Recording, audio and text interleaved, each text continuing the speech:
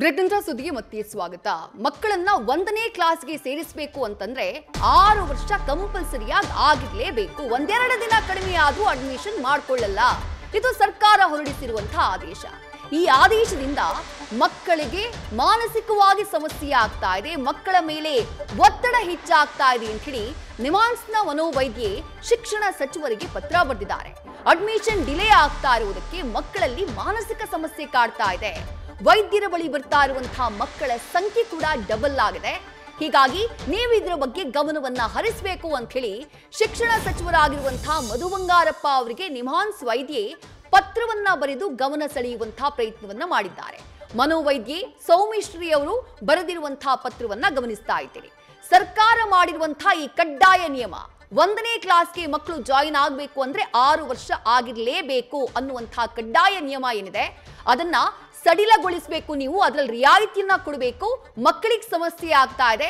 6 ವರ್ಷಕ್ಕೆ 2 ದಿನ ಕಡಿಮೆ ಇದ್ರು, 4 ದಿನ ಕಡಿಮೆ ಇದ್ರು, 1 ವರ್ಷ ಆ ಮಕ್ಕಳು ಕಾಯಬೇಕಾಗತ್ತೆ. ಮಕ್ಕಳ ಆರೋಗ್ಯದ ಮೇಲೆ ಇದು ಪರಿಣಾಮ ಬೀರ್ತಾ ಇದೆ, ಮಾನಸಿಕ ಆರೋಗ್ಯದ ಮೇಲೆ ಪರಿಣಾಮ ಬೀರ್ತಾ ಇದೆ, ಪೋಷಕರಿಗೂ ಒತ್ತಡ ಹೆಚ್ಚಾಗ್ತಾ ಇದೆ. ಹಾಗಾಗಿ ನೀವು ಇದನ್ನ ಪರಿಗಣಿಸಬೇಕು, ಏನೋ ಒಂದು ಸಮಸ್ಯೆಗೆ ಪರಿಹಾರವನ್ನ ಕಂಡು ಹಿಡಿಬೇಕು ಅಂತ ಹೇಳಿ ಶಿಕ್ಷಣ ಸಚಿವರಿಗೆ ಮನೋವೈದ್ಯೆ ಪತ್ರವನ್ನ ಬರೆದಿದ್ದಾರೆ. ಪೋಷಕರಂತೂ ಕಳೆದ ಹಲವು ಸಮಯದಿಂದ ಈ ಬಗ್ಗೆ ಪ್ರತಿಭಟನೆಯನ್ನ ಮಾಡ್ತಿದ್ದಾರೆ. ಶಿಕ್ಷಣ ಸಚಿವರ ಗಮನವನ್ನ ಸೆಳೆಯುವಂತಹ ಪ್ರಯತ್ನವನ್ನ ಮಾಡಿದ್ದಾರೆ. ನ್ಯೂಸ್ ಫಸ್ಟ್ ಕೂಡ ಈ ವಿಚಾರಕ್ಕೆ ಸಂಬಂಧಪಟ್ಟ ಹಾಗೆ ನಿರಂತರವಾಗಿ ವರದಿಯನ್ನ ಮಾಡಿದೆ. ಈಗ ಈ ಬಗ್ಗೆ ಮಾತನಾಡೋದಕ್ಕೆ ನಮ್ಮ ಜೊತೆಗೆ ಮಕ್ಕಳ ವೈದ್ಯರಾಗಿರುವಂತಹ ಡಾಕ್ಟರ್ ಮುಷ್ತಾಕ್ ಅವರಿದ್ದಾರೆ. ಹಾಗೆ ನನ್ನ ಜೊತೆ ಸ್ಟುಡಿಯೋದಲ್ಲಿ ಪೋಷಕರಾಗಿರುವಂತಹ ಸಾಗರ್ ಅವರಿದ್ದಾರೆ. ಮೊದಲನೇದಾಗಿ ಪೋಷಕರಾಗಿರುವಂತಹ ಸಾಗರ್ ಅವರನ್ನೇ ಮಾತನಾಡಿಸ್ತಾ ಹೋಗ್ತೀನಿ. ನ್ಯೂಸ್ ಫಸ್ಟ್ ಈ ಬಗ್ಗೆ ಹಲವು ಬಾರಿ ವರದಿ ಮಾಡಿದೆ ಸರ್. ನಮ್ಮ ಪ್ರತಿನಿಧಿ ಪ್ರಗತಿ ಅಂತೂ ಹಲವು ಬಾರಿ ಗ್ರೌಂಡ್ ರಿಪೋರ್ಟ್ ಅನ್ನ ಮಾಡಿದ್ದಾರೆ. ಪೋಷಕರಿಗಾಗ್ತಾ ಇರುವ ತೊಂದರೆ ಏನು, ಮಕ್ಕಳಿಗಾಗ್ತಾ ಇರುವಂತಹ ತೊಂದರೆ ಏನು ಅಂತ ನಾವು ಪ್ರಸಾರ ಮಾಡಿದ್ದೇವೆ. ಈಗ ಮನೋವೈದ್ಯರು ಕೂಡ ಪತ್ರವನ್ನ ಬರೆದಿದ್ದಾರೆ ಶಿಕ್ಷಣ ಸಚಿವರಿಗೆ. ನೀವು ಹೇಳಿ, ಒಬ್ಬ ಪೋಷಕರಾಗಿ ಮಕ್ಕಳ ಮೇಲೆ ಯಾವ ರೀತಿ ಪರಿಣಾಮ ಬೀರ್ತಾ ಇದೆ ಇದು? ಮೇಡಮ್, ಇದೇನಂದ್ರೆ ಈಗ ಈ ಮಕ್ಕಳು 6 ತಿಂಗಳು ಶಾಲೆನ ಶುರು ಮಾಡಿದ್ಮೇಲೆ ಈ ನಿಯಮನ ತರ್ತಾರೆ. ಅಂಡ್ ಈಗ ಈ ರೂಲ್ನ ಅವ್ರಿಗೆ ರೆಟ್ರೋಸ್ಪೆಕ್ಟಿವ್ ಆಗಿ ಇಂಪ್ಲಿಮೆಂಟ್ ಮಾಡ್ತಾ ಇದ್ದಾರೆ. ಈಗ ಈ ಮಕ್ಕಳಿಗೆ ಏನು ಅನ್ಸುತ್ತೆ, ನನ್ನ ಜೊತೆ ಓದಿರೋ ಮಕ್ಕಳು ಫಸ್ಟ್ ಸ್ಟ್ಯಾಂಡ್ಗೆ ಹೋಗಿದ್ದಾರೆ, ನಾನೇನು ತಪ್ಪು ಮಾಡಿಲ್ಲ, ನನ್ನ ಫ್ರೆಂಡ್ಸ್ ಏನು ಕಲ್ತಿದ್ದಾರೆ ಅದನ್ನೇ ನಾನು ಕಲ್ತಿದ್ದೀನಿ, ಅವ್ರ ಥರನೇ ಎಲ್ಲ ಎಕ್ಸಾಮ್ ಫಿನಿಶ್ ಮಾಡಿದ್ದೀನಿ, ಅವ್ರ ಥರನೇ ಗ್ರ್ಯಾಜುಯೇಷನ್ ಡೇ ಅಟೆಂಡ್ ಮಾಡಿದ್ದೀನಿ, ಈಗ ನಾನು ಫಸ್ಟ್ ಸ್ಟ್ಯಾಂಡ್ ಹೋಗೋಕ್ಕಾಗಲ್ಲ, ನನ್ನ ಜೂನಿಯರ್ಸ್ ಆಗಿರೋರ ಜೊತೆ ನಾನು ಮತ್ತೆ UKG ಓದಬೇಕು. ಈ ಥರ ಆದಾಗ ಅವ್ರಿಗೆ ಮೆಂಟಲಿ ಎಷ್ಟು ಅಫೆಕ್ಟ್ ಆಗುತ್ತೆ. ಮತ್ತೇನಾಗುತ್ತೆ, ಈ ಮಕ್ಕಳು ಈ LKG ಅವ್ರ ಜೊತೆ ಈಗ ಆಲ್ರೆಡಿ ಬೆರ್ತಿರಲ್ಲ, ಈಗ ಮತ್ತೆ ಅವರು UKGಗೆ ಬಂದಾಗ ಅವ್ರ ಜೊತೆ ಸೇರ್ಬೇಕಾಗುತ್ತೆ. ಇವ್ರನ್ನ ಔಟ್ಕಾಸ್ಟ್ ಮಾಡಿಬಿಡ್ತಾರೆ, ಒಂದು ಮೂಲೆಗೆ ಬಿಟ್ಬಿಡ್ತಾರೆ, ಯಾರು ಸೇರಿಸ್ಕೊಳ್ಳಲ್ಲ. ಯಾಕೆಂದರೆ ಸ್ನೇಹಿತರಿರಲ್ಲ ಅವ್ರಿಗೆ. ಈಗ ಹೊಸ ಸ್ನೇಹಿತರನ್ನ ಮಾಡ್ಕೋಬೇಕು, ಅದು ಆಗೋದಿಲ್ಲ. ಎಲ್ಲ ಅವ್ರಿಗೆ ಈ ವಯಸ್ಸಿನಲ್ಲೇ ಬುಲ್ಲಿಂಗ್ ಅಥವಾ ರ್ಯಾಗಿಂಗ್ ಥರ ಆಗಿಬಿಡುತ್ತೆ. ಇವನು ಇವಾಗೇ ಫೇಲ್ ಆಗಿಬಿಟ್ಟಿದ್ದಾನೆ, ಈಗಲೇ 1 ವರ್ಷ ರಿಪೀಟ್ ಮಾಡಿದ್ದಾನೆ, ಅದು ಈಗಲೇ ತಲೆಯಲ್ಲಿ ತುಂಬಿ ಲೈಫ್ ಲಾಂಗ್ ಅವ್ರಿಗೆ ಆಂಗ್ಸೈಟಿ ಡಿಸಾರ್ಡರ್ ಇರ್ಬೋದು, ಪ್ಯಾನಿಕ್ ಅಟ್ಯಾಕ್ಸ್ ಇರ್ಬೋದು, ಅಥವಾ ಅವರು ಸೋಷಿಯಲ್ ಎನ್ವಿರಾನ್ಮೆಂಟಿಂದನೇ ದೂರ ಇರೋಕ್ಕೆ ಬಯಸೋ ಥರ ಮಾಡ್ಬೋದು. ಸೊ ಎಷ್ಟೊಂದು ಜನ ಈ ಥರ ಆಗಿರೋ ಮಕ್ಕಳು ಸ್ಕೂಲ್ ಡ್ರಾಪ್ಔಟ್ಸ್ ಆಗಿದ್ದಾರೆ, ಎಕ್ಸಾಮ್ಸಲ್ಲಿ ಫೇಲ್ ಆಗೋ ಥರ ಆಗೋದು, ಆ ಥರ ಎಲ್ಲ ಇದೆ. ಇದನ್ನೆಲ್ಲ ನಾವು ಈ ಮಕ್ಕಳಿಗೆ ಈ ವಯಸ್ಸಿನಲ್ಲಿ ಕೊಡಬೇಕಾ ಮ್ಯಾಮ್? ಅಷ್ಟು ಸೂಕ್ಷ್ಮತೆಯಿಂದ ನಾವು ಯೋಚನೆ ಮಾಡಬೇಕಲ್ವಾ? ಅದನ್ನೇ ನಾವು ಎಲ್ಲ ಎಜುಕೇಷನ್ ಡಿಪಾರ್ಟ್ಮೆಂಟಲ್ಲಿರೋ ಎಲ್ಲ ಅಧಿಕಾರಿಗಳು, ಬ್ಲಾಕ್ ಎಜುಕೇಷನ್ ಆಫೀಸರಿಂದ ಹಿಡಿದು ಎಜುಕೇಷನ್ ಮಿನಿಸ್ಟರ್ವರೆಗೂ ಮನವಿ ಸಲ್ಲಿಸಿದ್ದೀವಿ. ಇದು ಸೆಪ್ಟೆಂಬರ್ 2024 ಓಡಾಡ್ತಿದ್ದೀವಿ. ಇಲ್ಲಿವರೆಗೂ ಏನು ನಮಗೆ ಸೂಕ್ತ ಇದು ಬಂದಿಲ್ಲ. ಇದು ಸರ್ಕಾರನೇ ನಿರ್ಧಾರ ಮಾಡಬೇಕಾಗಿರುವಂಥ ವಿಷಯ. ಸರ್ಕಾರ ಯಾಕೆ ಸ್ಪಂದಿಸ್ತಿಲ್ಲ ಅಂತ ಅನ್ಸುತ್ತೆ? ಶಿಕ್ಷಣ ಸಚಿವರು ಯಾಕೆ ಸ್ಪಂದಿಸ್? ನೀವೆಲ್ಲ ಮನೆ ಬಾಗ್ಲಿಗೆ ಹೋಗಿದ್ರಿ, ಶಿಕ್ಷಣ ಸಚಿವರ ಮನೆ ಬಾಗ್ಲಿಗೆ ಹೋದಾಗ್ಲೂ ನಿಮ್ಗೆ ಸರಿಯಾದಂತಹ ಸ್ಪಂದನೆ ಸಿಕ್ಕಿಲ್ಲ. ಅವರು ಹೋದಾಗೆಲ್ಲ ಏನು ಹೇಳ್ತಾರೆ, ನಾವು ಇದ್ರ ಬಗ್ಗೆ ಚರ್ಚೆ ಮಾಡ್ತಾ ಇದ್ದೀವಿ, ನಮಗೆ ಲೀಗಲ್ ಒಪಿನಿಯನ್ ಬೇಕು ಎಲ್ಲ ಹೇಳ್ತಾ ಇದ್ರು. ಅದನ್ನು ನಾವು ಅವ್ರಿಗೆ ಎಲ್ಲ ಡೀಟೇಲ್ಸ್ ಕೊಟ್ಟಿದ್ದೀವಿ. ಅವರು ಫಸ್ಟ್ ಅವ್ರಿಗೆ ಮಿಸ್ಕನ್ಸೆಪ್ಷನ್ ಇತ್ತು, ಇದು ಕೋರ್ಟಲ್ಲಿ ಕೇಸ್ ಇದೆ, ನಾವೇನು ಮಾಡೋಕ್ಕಾಗಲ್ಲ ಅಂತ ಹೇಳ್ತಿದ್ರು. ಅದ್ರ ಡೀಟೇಲ್ಸು ಕೊಟ್ಟಿದ್ವಿ, ಕೋರ್ಟಲ್ಲಿ ಕೇಸ್ ಇಲ್ಲ ಅಂತ.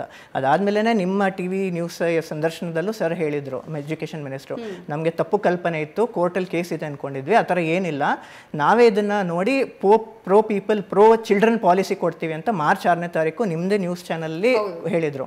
ಅದಾದ್ಮೇಲೂ ಏನೂ ಆರ್ಡರ್ ಬಂದಿಲ್ಲ. ಅದೇ ನಮಗೆ ಇನ್ನೂ ಭೀತಿ ಆಗ್ತಿದೆ. ಆಲ್ರೆಡಿ ಅಡ್ಮಿಷನ್ಸ್ ಎಲ್ಲ ಸ್ಟಾರ್ಟ್ ಆಗಿಬಿಟ್ಟಿದೆ. ಹೌದು ಮೇಡಮ್, ಈಗ ಡೈಲಿ ನನಗೇನೆ ಸ್ಕೂಲಿಂದ ಕಾಲ್ಸ್ ಬರುತ್ತೆ, ನೀವು ಅಡ್ಮಿಷನ್ ಮಾಡ್ತೀರಾ ಅಥವಾ ಇರೋ ಸೀಟ್ನು ಕ್ಯಾನ್ಸಲ್ ಮಾಡ್ಕೋತೀರಾ, ಸಿಂಪಲ್. ಓಕೆ, ನೋಡೋಣ. ಡಾಕ್ಟರ್ ಮುಷ್ತಾಕ್ ಅವರಿದ್ದಾರೆ, ಮಕ್ಕಳ ವೈದ್ಯರು. ಸರ್, ಮಕ್ಕಳ ಪೋಷಕರಿಗಾಗ್ತಾ ಇರುವಂತಹ ಸಮಸ್ಯೆ, ಆ ಮಕ್ಕಳಿಗಾಗ್ತಾ ಇರುವಂತಹ ಸಮಸ್ಯೆಯ ಬಗ್ಗೆ ಕೇಳಿಸ್ಕೊಂಡ್ರಿ ಅಂತ ಭಾವಿಸ್ತೀನಿ. ಎಷ್ಟೋ ಮಕ್ಕಳಿಗೆ 6 ವರ್ಷಕ್ಕೆ ಇನ್ನು 2 ದಿನ ಬಾಕಿ ಇದೆ, ಅಥವಾ 1 ತಿಂಗಳು ಬಾಕಿ ಇದೆ, 2 ತಿಂಗಳು ಬಾಕಿ ಇದೆ. ಅಂಥ ಮಕ್ಕಳು ಯಾವ ಕ್ಲಾಸಿಗೆ ಹೋಗ್ತಾ ಇದ್ರು ಮತ್ತದೇ ಕ್ಲಾಸಿಗೆ ಹೋಗಬೇಕು. ಆ ಫ್ರೆಂಡ್ಸ್ ಎಲ್ಲ ಮುಂದಿನ ಕ್ಲಾಸಿಗೆ ಹೋದ್ರೆ ಇವ್ರಿಗೆ ಹೋಗೋದಕ್ಕೆ ಸಾಧ್ಯ ಆಗ್ತಾ ಇಲ್ಲ. ಈ ಪರಿಸ್ಥಿತಿ ಮಕ್ಕಳ ಮಾನಸಿಕ ಆರೋಗ್ಯದ ಮೇಲೆ ಯಾವ ರೀತಿ ಪರಿಣಾಮವನ್ನ ಬೀರಬಹುದು ಅಂತ ಹೇಳಿ? ಈ ಪ್ರೆಸೆಂಟ್ ಸಿಚುವೇಶನ್ ಏನಿದೆ ಈ ಸಿಚುವೇಶನ್ ಅಲ್ಲಿ ಮಕ್ಕಳಿಗೆ ಈಗ ತುಂಬಾ ಜಾಸ್ತಿ ತೊಂದರೆ ಆಗುತ್ತೆ.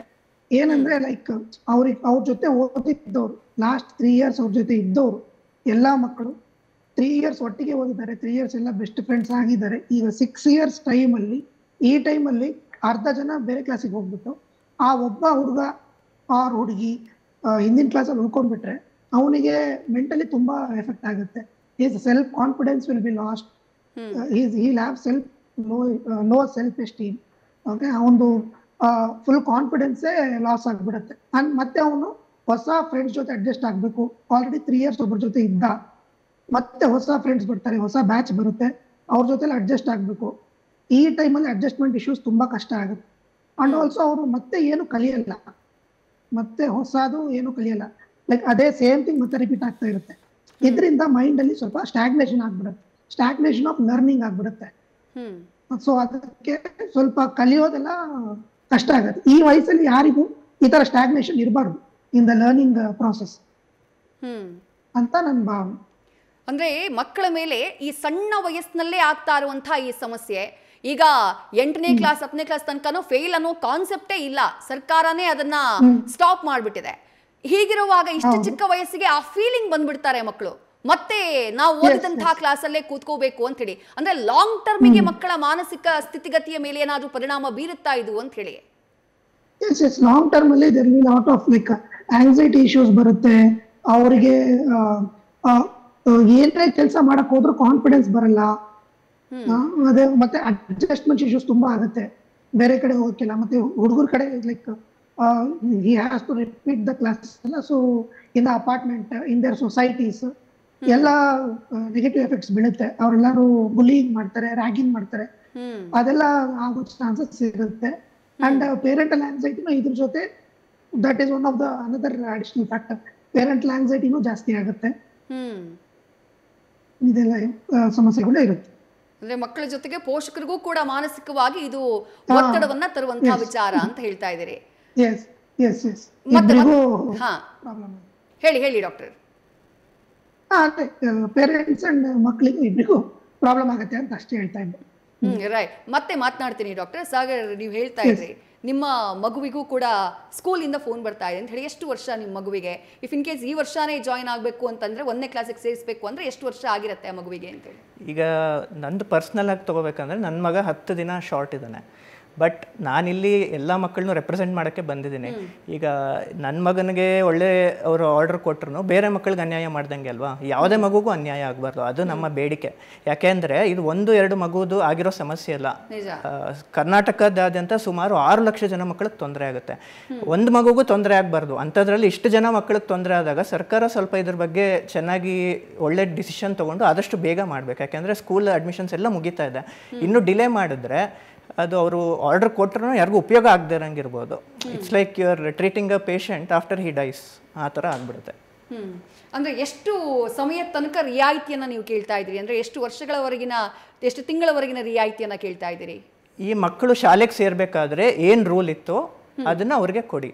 ಹೊಸ ರೂಲ್ ಬಂದ್ಮೇಲೆ ಹೊಸ ಅಡ್ಮಿಷನ್ ಯಾರು ಮಾಡಿದ್ದಾರೆ ಅವ್ರಿಗೆ ಆ ರೂಲ್ನ ಇಟ್ಕೊಳ್ಳಿ. ಬಿಕಾಸ್ ಆಗ 5.5 ವರ್ಷಕ್ಕೆ 1ನೇ ಕ್ಲಾಸಿಗೆ ಸೇರೋದಕ್ಕೆ ಅವಕಾಶ ಇತ್ತು 2018ರ ಆದೇಶದ ಪ್ರಕಾರ. ಹೌದು, ಅದು ನಮ್ಮ ಕಾಂಗ್ರೆಸ್ ಸರ್ಕಾರ ಇರೋರೇ ಪಾಸ್ ಮಾಡಿದ್ದು, ಅದನ್ನೇ ಫಾಲೋ ಮಾಡಿ ಅಂತ ಹೇಳ್ತಾ ಇದೀವಿ. ಅಂಡ್ ಇವಾಗ ನಮ್ಮ ಕಾಂಗ್ರೆಸ್ ಸರ್ಕಾರ ಅವ್ರದ್ದು ಪ್ರೀ ಪೋಲ್ ಇದು ಬರುತ್ತಲ್ಲ ಅವ್ರದ್ದು ಪ್ರಣಾಳಿಕೆ, ಅದರಲ್ಲೂ ಸಹ ನಾವು ಅಗೇನ್ಸ್ಟ್ NEP ಅಂತ ಹೇಳಿದ್ದಾರೆ. ಎಲ್ಲ ಶಾಲೆಗಳು ಅದೇ ನಮಗೆ ಪೇರೆಂಟ್ಸ್ಗೆ ಹೇಳ್ತಾ ಇದ್ರು, ಕಾಂಗ್ರೆಸ್ ಸರ್ಕಾರ ಇದೆ, ಅವ್ರ NEPನ ಸ್ಕ್ರ್ಯಾಪ್ ಮಾಡ್ತಾರೆ, ಅವ್ರದ್ದೇ ನಿಮ್ಮ ರೂಲ್ ಏನಿತ್ತು ಅದನ್ನೇ ಫಾಲೋ ಮಾಡ್ತಾರೆ ಅಂತಲೇ ಎಲ್ಲ ಪೋಷಕರಿಗೂ ಸುಮಾರು ಶಾಲೆಗಳು ಹೇಳಿದ್ದಾರೆ. ಸೊ ಈಗ ಆಲ್ ಆಫ್ ಅ ಸಡನ್ ಅವ್ರು ಅದನ್ನು ಚೇಂಜ್ ಮಾಡೋಕ್ಕಾಗಲ್ಲ ಅಥವಾ ಈ ಥರ ಡಿಲೇ ಮಾಡಿದ್ರೆ ಶಾಲೆಗಳಿಗೂ ನಂಬಿಕೆ ಇಲ್ಲ ಈಗ ಕಾಯೋದಕ್ಕೆ. ಸೊ ಅವರು ದೇ ಆರ್ ಹೆಲ್ಪ್ಲೆಸ್. ಅವ್ರೇನು ಹೇಳ್ತಾರೆ, ಈಗ ನಿಮ್ಮ ಮಗುದು ಸೀಟ್ ಹಂಗೆ ಇಟ್ಟರೆ ನಾವು ಈ ಕಡೆ ಬೇರೆ UKG ಮಕ್ಕಳನ್ನು ಸೇರಿಸ್ಕೊಳಕ್ಕಾಗಲ್ಲ, ಈ ಕಡೆ ಫಸ್ಟ್ ಸ್ಟ್ಯಾಂಡ್ನು ಸೇರಿಸ್ಕೊಳಕ್ಕಾಗಲ್ಲ, ನಾವೇನು ಮಾಡೋಣ ಅಂತ ಕೇಳ್ತಾರೆ. ಇದು ಡಿಲೇ ಆದಷ್ಟು ಇಫ್ ಇನ್ ಕೇಸ್ ಅವ್ರು ಆದೇಶ ಕೊಟ್ಟರು ಒಳ್ಳೆ ಸ್ಕೂಲು ಕೂಡ ಸಿಗುವಂತ ಚಾನ್ಸಸ್ ಕಡಿಮೆ. ಹೌದು. So all this kids are at a very major disadvantage. ಸುಮಾರು 6 ಲಕ್ಷ ವಿದ್ಯಾರ್ಥಿಗಳಿದ್ದಾರೆ ಈ ರೀತಿ ಸಮಸ್ಯೆಯನ್ನು ಅನುಭವಿಸ್ತಾ ಇರೋರು. ಅಂಡ್ ಇದು ಕರ್ನಾಟಕದಲ್ಲಷ್ಟೇ ಪ್ರಾಬ್ಲಮ್ ಅಲ್ಲ, ದೇಶಾದ್ಯಂತ ಆಗಿದೆ. ಅಂಡ್ ಬೇರೆ ರಾಜ್ಯಗಳು ಆಲ್ರೆಡಿ ಕೊಟ್ಬಿಟ್ಟಿದ್ದಾರೆ, ಜನವರಿ ಫೆಬ್ರವರಿಯಲ್ಲೇ ಕೊಟ್ಬಿಟ್ಟಿದ್ದಾರೆ. ಕೇರಳ, ತಮಿಳುನಾಡು, ಮಹಾರಾಷ್ಟ್ರ, ಹರಿಯಾಣ, ರಾಜಸ್ಥಾನ್, ಮಧ್ಯಪ್ರದೇಶ್ ಇವರೆಲ್ಲ ಕೊಟ್ಟಿದ್ದಾರೆ. ಇದೇನು ಇವರೊಬ್ಬರೇ ಸ್ಪೆಷಲಾಗಿ ಮಾಡ್ತಾ ಇದ್ದಾರೆ ಅಂತಲ್ಲ, ಅವರಿಗೂ ಅರ್ಥ ಆಗಿದೆ ಮಕ್ಕಳಿಗೆ ತೊಂದರೆ ಕೊಡಬಾರ್ದು. ಯಾವುದೇ ರೂಲ್ನ ಇಂಪ್ಲಿಮೆಂಟ್ ಮಾಡಬೇಕಂದ್ರೆ ಅದು ಪ್ರಾಸ್ಪೆಕ್ಟಿವ್ ಆಗಿ ಮಾಡಬೇಕು. ರೆಟ್ರೋಸ್ಪೆಕ್ಟಿವ್ ಆಗಿ ಮಾಡೋದ್ರಿಂದ ಯಾರಿಗೂ ಉಪಯೋಗ ಇಲ್ಲ. ಈಗ ಉದಾಹರಣೆಗೆ ಹೋದ ವರ್ಷ ಭಾರತೀಯ ನ್ಯಾಯ ಸಂಹಿತ ಅಂತ ಹೊಸದು ಬಿಟ್ಟರು, which is replacing the Indian penal code. ಅವರು ಏನು ಹೇಳಿದ್ರು, ಹಳೆ ಕೇಸ್ಗಳೇನಿದೆ ಅದನ್ನು ಇಂಡಿಯನ್ ಪೀನಲ್ ಕೋಡ್ ಪ್ರಕಾರನೇ ಆರ್ಗ್ಯುಮೆಂಟ್ ನಡಿಬೇಕು. ಹೊಸ ಕೇಸ್ ಯಾವ್ದು ದಾಖಲಾತಿ ಆಗುತ್ತೆ ಅದು ಭಾರತೀಯ ನ್ಯಾಯ ಸಂಹಿತ ಪ್ರಕಾರನೇ ಆಗಬೇಕು. ದಟ್ ಈಸ್ ರೆಟ್ರೋಸ್ಪೆಕ್ಟಿವ್, ಯಾವುದು ಬೇರೆದಕ್ಕೆ ಆಗಬಾರ್ದು. Any rule should be prospective implementation. ಅದನ್ನೇ ನಾವು ಕೇಳ್ತಾ ಇರೋದು. ಯಾವುದೇ ನಿಯಮ ಆಗಲಿ ಅದು ಮುಂಚೆ ಯಾರು ಸೇರಿರ್ತಾರೆ ಆ ನಿಯಮ ಏನಿತ್ತು ಮುಂಚೆ ಅದನ್ನೇ ಫಾಲೋ ಮಾಡಬೇಕು. ಹೊಸ ನಿಯಮ ಬಂದಮೇಲೆ ಯಾರು ಸೇರ್ತಾರೆ ಅವ್ರಿಗೆ ಹೊಸ ನಿಯಮ ಅನ್ವಯ ಆಗಬೇಕು. ಅದನ್ನೇ ಹೇಳ್ತಾ ಇದೀವಿ. ಅದು ನ್ಯಾಯಬದ್ಧವಾದ್ದೇ ಅಲ್ವಾ, ನಾವೇನು ಅನ್ಯಾಯವಾಗಿ ಕೇಳ್ತಿಲ್ಲ. ಕೊನೆಯದಾಗಿ ಮಧು ಬಂಗಾರಪ್ಪ ಅವರಿಗೆ, ಶಿಕ್ಷಣ ಸಚಿವರು, ಯಾಕಂದ್ರೆ ನಿಮ್ಮೆಲ್ಲರ ನಿರೀಕ್ಷೆ ಇರೋದು ಶಿಕ್ಷಣ ಸಚಿವರ ಮೇಲೆ, ಅವ್ರಿಗೆ ಏನಂತ ಮನವಿ ಮಾಡ್ಕೋತೀರಿ ಸರ್ ನ್ಯೂಸ್ ಫಸ್ಟ್ ಮೂಲಕ? ಎಲ್ಲ ಪೋಷಕರ ಪರವಾಗಿ ಕೈ ಮುಗಿದು ನಮ್ಮ ಶಿಕ್ಷಣ ಸಚಿವರಿಗೆ ಹಾಗೂ ಕರ್ನಾಟಕ ಸರ್ಕಾರಕ್ಕೆ ನಮ್ಮ ಬೇಡಿಕೆ ಏನು ಅಂದರೆ, ಯಾವುದೇ ಮಗು ಹಿಂದುಳಿಬಾರ್ದು. ಅವ್ರು ಏನು ತಪ್ಪು ಮಾಡಿಲ್ಲ ಸರ್, ಇದೊಂದು ಸೂಕ್ಷ್ಮ ವಿಚಾರ. ಈ ಮಕ್ಕಳಿಗೆ ಈ ಚಿಕ್ಕ ವಯಸ್ಸಿನಲ್ಲಿ ಇಷ್ಟೊಂದು ಮಾನಸಿಕ ಒತ್ತಡ ಕೊಡೋ ಅವಶ್ಯಕತೆನೇ ಇಲ್ಲ. ಅದನ್ನೇ ನೀವು ಗಮನಕ್ಕೆ ತಗೊಂಡು ಎಲ್ಲರಿಗೂ ಒಳ್ಳೆ ನಿರ್ಧಾರ ತಗೊಂಡು ಎಲ್ಲರಿಗೂ ಒಳ್ಳೆ ಆದೇಶ ಕೊಡಬೇಕು ಅಂತ ಮತ್ತೆ ಕೈ ಮುಗಿದು ಕೇಳ್ಕೊತೀನಿ. Right sir, thank you News First ಜೊತೆ ಜಾಯಿನ್ ಆಗಿದ್ದಕ್ಕೆ. ಡಾಕ್ಟರ್ ಮುಷ್ತಾಕ್ ಅವರೇ, ನಿಮಗೂ ಕೂಡ ಥ್ಯಾಂಕ್ ಯು. ನ್ಯೂಸ್ ಫಸ್ಟ್ ನಿರ್ಭೀತಿಯಿಂದ ನಿಮ್ಮ ಪರವಾಗಿ.